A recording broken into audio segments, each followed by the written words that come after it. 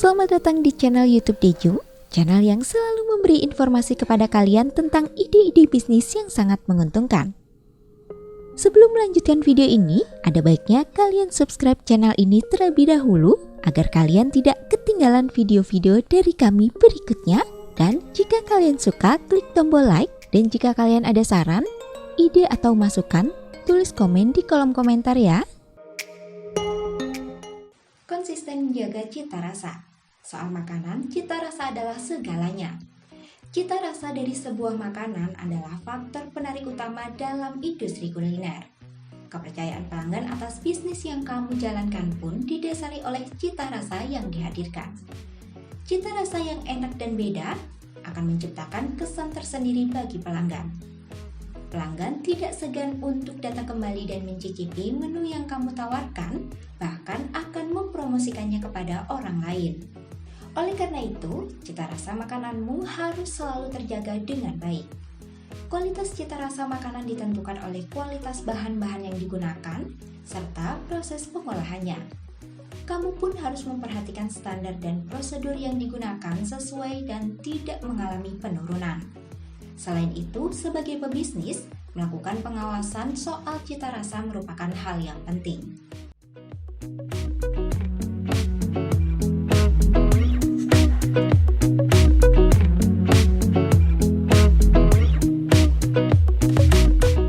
Melakukan inovasi produk.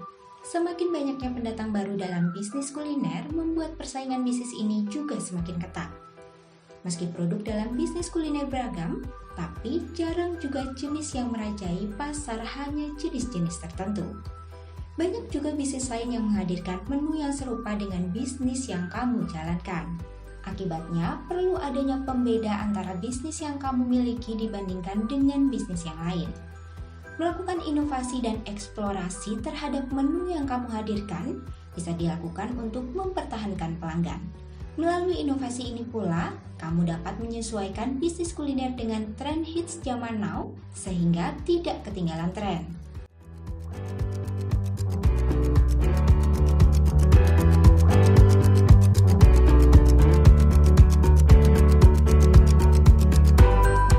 Memanfaatkan momentum.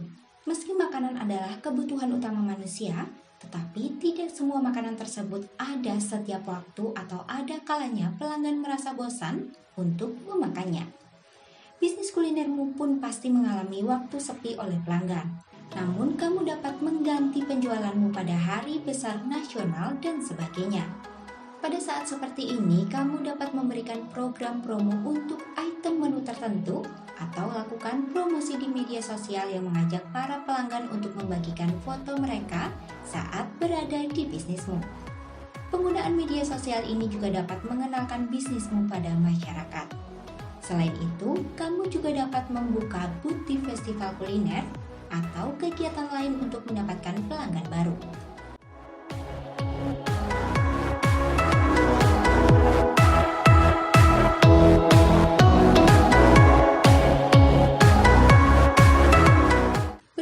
Dengan agen perjalanan.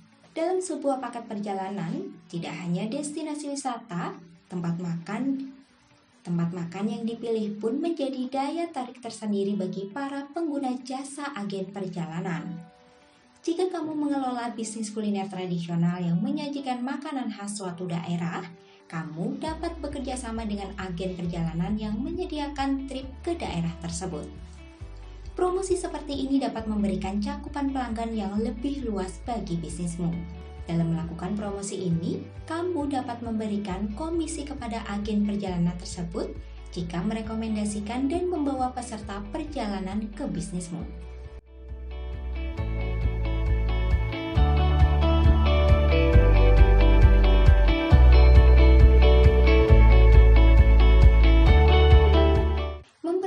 Bisnis ke instansi terdekat. Sektor kuliner memang berhubungan dengan industri pariwisata, terutama jika kamu mengelola bisnis kuliner tradisional khas daerah. Kamu dapat memperkenalkan bisnis kuliner ini kepada instansi terkait, seperti Dinas Pariwisata atau badan lainnya. Promosi dengan cara ini cukup efektif untuk mendapatkan pelanggan sesuai dengan target bisnismu karena rekomendasi dari instansi terkait.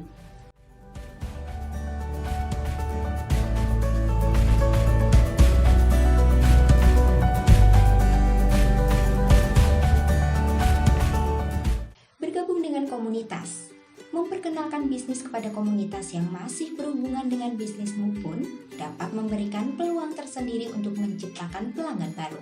Jika kamu bergabung dalam komunitas yang aktif bertukar informasi antar anggotanya, hal ini dapat menjadi keuntungan tersendiri karena kamu dapat membagikan informasi mengenai bisnis kuliner yang kamu kelola.